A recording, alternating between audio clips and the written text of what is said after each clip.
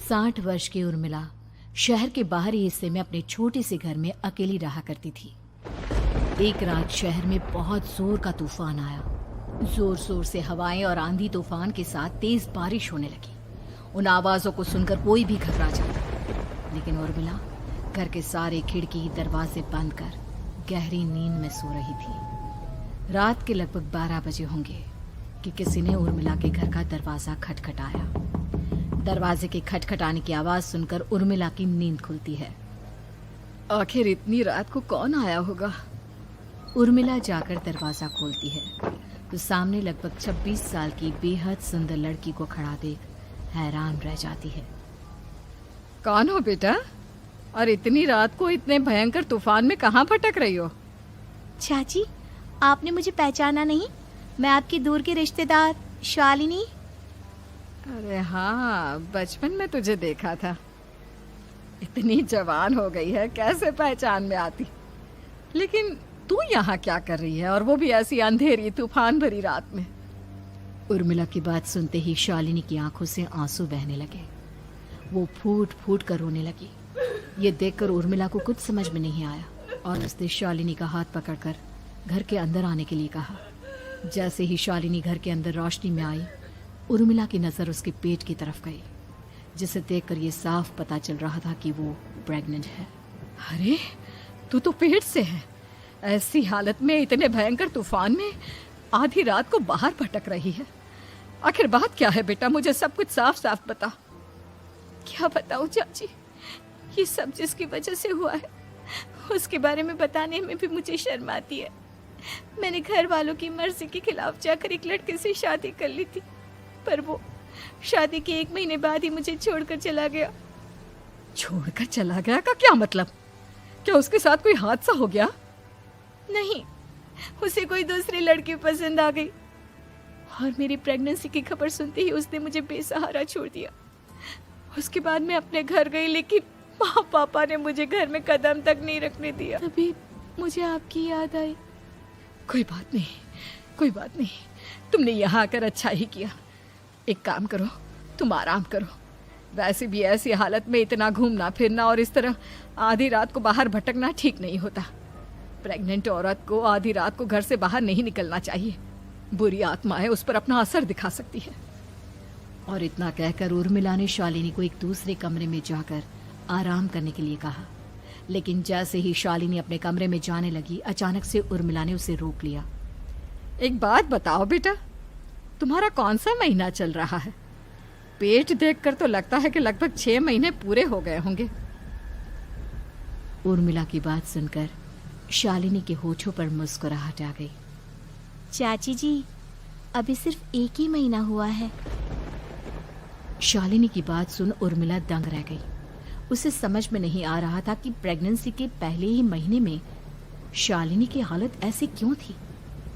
लेकिन फिर उसने बात को नजरअंदाज कर शालिनी को आराम करने के लिए कहा और खुद भी कमरे में जाकर सो गई। अभी कुछ ही घंटे बीते थे कि अचानक से एक बच्चे के बड़े ही अजीबो गरीब बेढंगे तरीके से रोने की आवाजें उर्मिला के घर में गूंजने लगी। उन आवाजों को सुनकर उर्मिला की नींद फिर से खुलती है। ये अचानक बच्चे के रोने की आवाज कहां से आने लगी?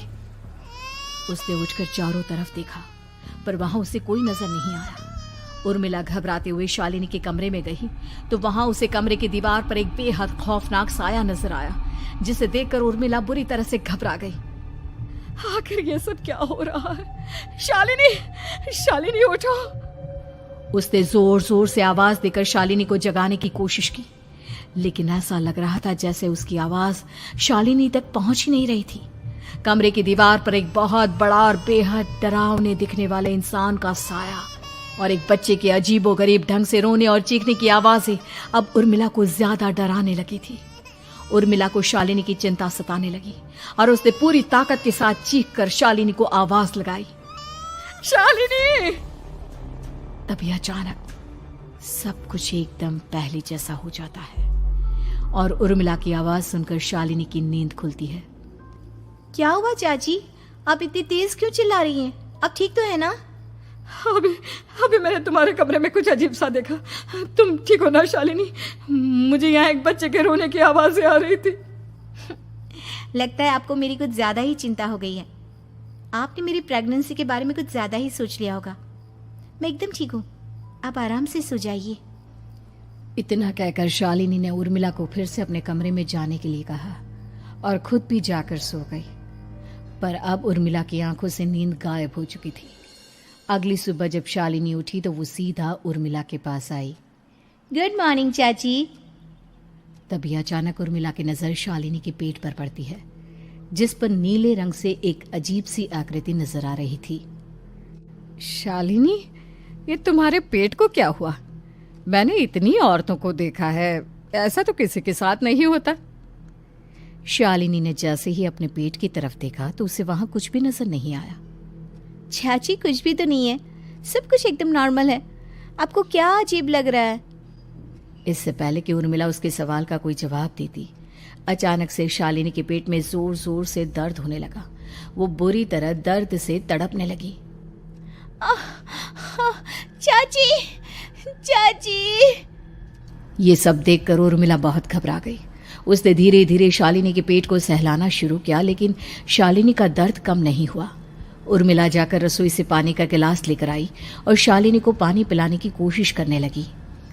ले बेटा, पानी पी ले, तुझे आराम मिलेगा। ले ले। नहीं चाची, मुझे बहुत तेज दर्द हो रहा है।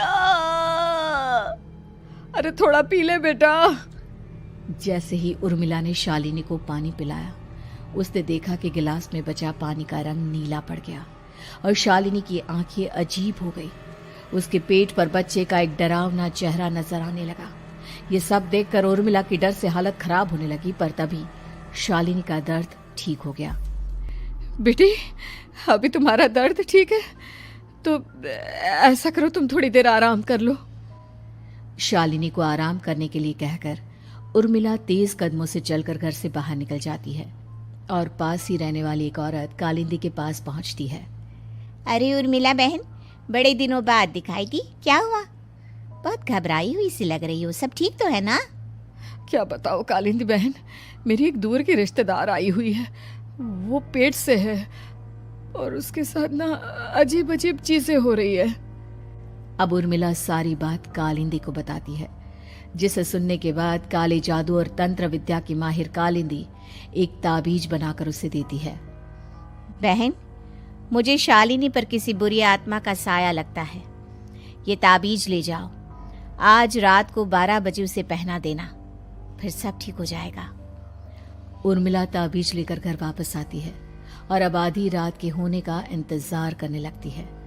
जैसे ही आधी रात होती है, वो नींद में सोई शालिनी को ताबीज पहना शांति से अपने कमरे में आकर अपने पलंग पर लेट जाती है। अब सब ठीक हो जाएगा, ये सोचकर उर्मिला शांति की एक सांस ही लेती है कि तभी अचानक उसकी आंखों के सामने कुछ ऐसा आता है जिसे देखकर उर्मिला डर से चीखने लगती है। तुम कौन हो? कौन हो तुम? जाओ यहाँ से, जाओ जाओ यहाँ से। तभी उर्मिला की एक जोरदार दर्द भरी डरावनी चीख वहां पर गूंज गई। उर्मिला की आंखों के सामने एक बच्चा खड़ा हुआ था, जिसका पूरा शरीर किसी बूढ़े की तरह नजर आता था, लेकिन मुंह किसी नवजात बच्चे की तरह था। उसकी आंखें गुस्से से लाल थी और वो घूर घूर कर उर्मिला की तरफ देखा जा रहा था। कौन हो तुम? कौन हो? उर्मिला के चीखते ही वो बच्चा जोर जोर से रोने लगा। घबराकर उर्मिला ने अपने हाथों को अपने कानों पर रख लिया। उसकी समझ में नहीं आ रहा है कि आखिर ये सब उसके साथ क्या हो रहा है। कौन हो तुम? कौन हो? क्या चाहते हो मुझसे? जाओ जाओ यहाँ से, आखिर तुम हो कौन? तभी अचानक से उर्मिला के पूरे घर में लाल रंग की रोशनी फैल गई। वो बच्चा धीरे धीरे कदमों से चलता हुआ उर्मिला की तरफ बढ़ने लगा। किसी नवजात पैदा हुए बच्चे के जैसे उसके रोने की आवाज अब उर्मिला के कानों में गूंज रही थी। लेकिन कुछ ही सेकंड में वो चुप हो गया और उसने बेहद खतरनाक आवाज में उर्मिला के सवाल का जवाब दिया। मैं वो हूँ जो अब तक पैदा नहीं हुआ, लेकिन जब मैं पैदा हो जाऊंगा तो वो होगा जो अब तक कभी नहीं हुआ। ये क्या कहना चाहते हो तुम? ऐसा क्या हुआ जो अब तक नहीं हुआ? तबाही होगी, तबाही। सब कुछ खत्म हो जाएगा और ये जो लड़की मुझे जन्म देने वाली है, मैं उसका खून पी जाऊंगा, सारा खून। उस बच्चे की बात सुनते ही उर्मिला बुरी तरह घबरा गई। उसका एक बुजुर्ग आदमी जैसा शरीर, एक नवजात बच्चे जैसा चेहरा, ये दोनों ही बातें उर्मिला की समझ से बाहर थी। तभी वो बच्चा अचानक गायब हो गया। घर का माहौल फिर से पहले जैसा हो गया। लाल रंग की रोशनी भी अब गायब हो चुकी थी। उर्मिला दौड़कर शालिनी के कमरे में पहुंची, जहां वो गहरी नींद में सोई हुई थी, पर उसके गले का ताबीज गायब हो चुका था। उठो उठो शालिनी, उठो बेटा, मुझे तुमसे जरूरी बात करनी है। अरे चाची क्या हुआ? इतनी रात को आप परेशान क्यों कर रही हैं? सब ठीक है ना? अभी जब तुम सो रही थी ना, तो मैंने तुम्हारे गले में एक ताबीज पहनाया था। कहाँ गया बेटा, बताओ मुझे। शालिनी ने चारों तरफ अपनी नजरें घुमाकर देखा, लेकिन वहां पर कोई ताबीज नहीं था। वह हैरानी से उर्मिला के चेहरे की तरफ देखने लगी। उसे समझ में नहीं आ रहा था कि आखिर उर्मिला किस ताबीज के बारे में बात कर रही थी।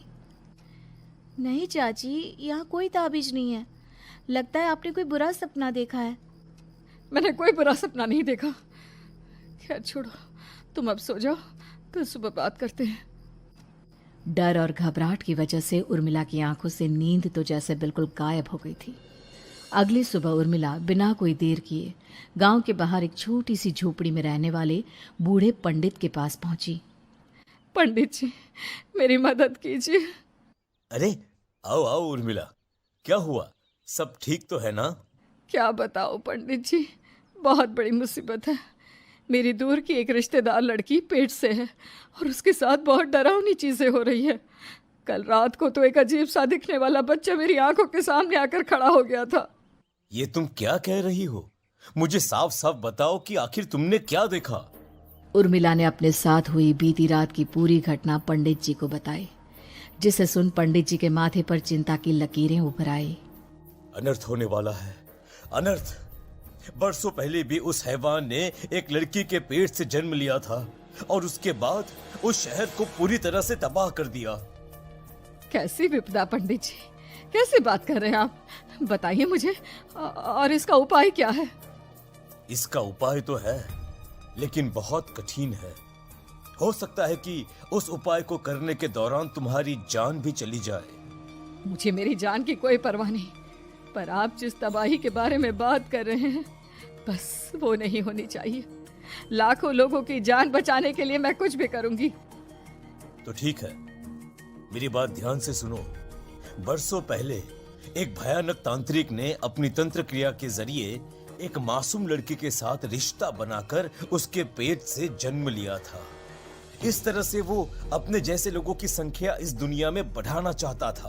आपके कहने का मतलब है कि शालिनी के पेट से भी उस शैतान को जन्म लेना है, इसलिए उसने उसके साथ ये सब किया है। ठीक पहचाना तुमने। अब मैं तुम्हें एक ऐसा सिंदूर दूंगा जिसे तुम्हें ले जाकर उस लड़की के पेट पर लगाना होगा। क्या ऐसा करने से सब कुछ ठीक हो जाएगा? नहीं उर्मिला, ये सब इतना आसान नहीं। उस लड़की के पेट पर सिंदूर लगाने के बाद तुम्हें उसका पेट काटकर उस हैवान को बाहर निकालना होगा। नहीं पंडित जी, मैं ये सब नहीं कर सकती। मैं भला एक जिंदा लड़की के पेट को अपने हाथों से कैसे काट सकती हूँ? अगर तुमने ऐसा नहीं किया तो कुछ ही दिनों में वो हैवान उस लड़की के शरीर से जन्म लेगा और उसके शरीर के सारे खून को पीकर अपनी ताकत को बढ़ाएगा। उसके बाद वो धीरे धीरे इस पूरे शहर को तबाह कर देगा। यहाँ पर कोई जिंदा नहीं बचेगा। लेकिन अगर मैं उसके पेट को काट दूंगी तो क्या वो जिंदा बच पाएगी? अगर शालिनी को कुछ हो गया तो, अगर उसकी मृत्यु हो गई तो? ऐसा कुछ नहीं होगा उर्मिला, तुम्हें अपने मन को पक्का करके ये काम करना ही होगा। सिंदूर लेने के बाद उर्मिला झोपड़ी से बाहर निकलने ही वाली थी कि तभी पंडित जी ने उसे पीछे से आवाज देकर रोका। उर्मिला, उस लड़की का पेट काटकर हैवान को बाहर निकालना ही काफी नहीं होगा। तुम्हें ध्यान रखना होगा कि ये सब करते हुए उस बच्चे का जो आधा बूढ़े का शरीर है उस पर सिंदूर की एक बूंद भी ना लगने पाए, क्योंकि अगर ऐसा हुआ तो वो तुम्हें और बाकी सबको कच्चा खा जाएगा। पंडित जी की बात सुन उर्मिला की आंखें फटी रह गई और उसके शरीर में डर की लहर दौड़ गई। फिर भी उसने हिम्मत की। ठीक है पंडित जी, मैं पूरी कोशिश करूंगी कि मैं उस हैवान को वहीं के वहीं खत्म कर पाऊं। इसके बाद उर्मिला तेज कदमों के साथ घर वापस आती है। दिन बीतता है, रात का अंधेरा छाने लगता है। शालिनी खाना खाकर सोने चली जाती है और उर्मिला लगातार उसके गहरी नींद में सो जाने का इंतजार करने लगती है। जिसके बाद उर्मिला दबे कदमों से शालिनी के कमरे में पहुंच गई। मुझे ये करना ही होगा। अब उर्मिला ने धीरे धीरे शालिनी के पेट पर पंडित जी का दिया सिंदूर लगाना शुरू किया। उर्मिला के हाथ बुरी तरह से कांप रहे थे। उसके एक हाथ में चाकू था जिससे वो पेट काटने वाली थी। उर्मिला ने एक नज़र शालिनी के चेहरे की तरफ देखा और फिर डरते हुए उसके पेट पर चाकू चलाना शुरू किया। कमाल है, मैं इसका पेट काट रही हूँ और ये आराम से सो रही है। इसे दर्द नहीं हो रहा क्या? तभी अचानक उर्मिला के कानों में बच्चे की रोने की आवाज सुनाई देने लगी।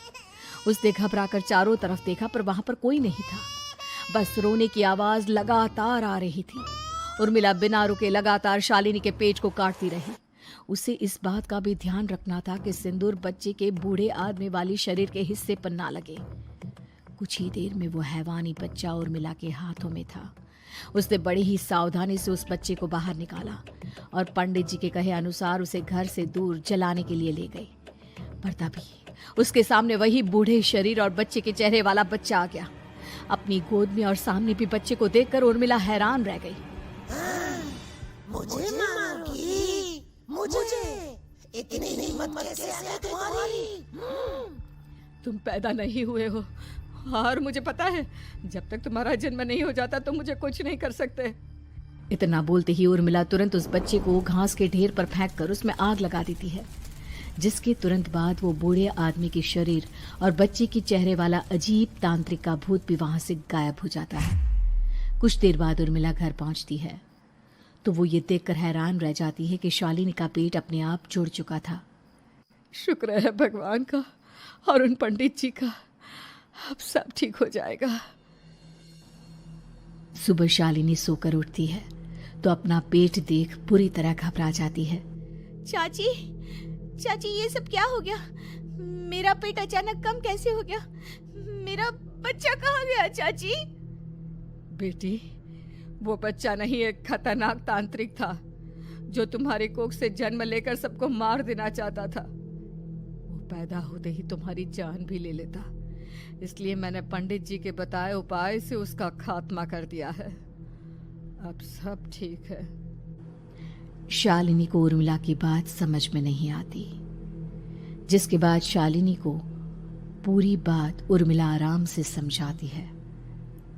अब वो दोनों ही भगवान का शुक्र अदा करती हैं और एक साथ रहने लगती हैं।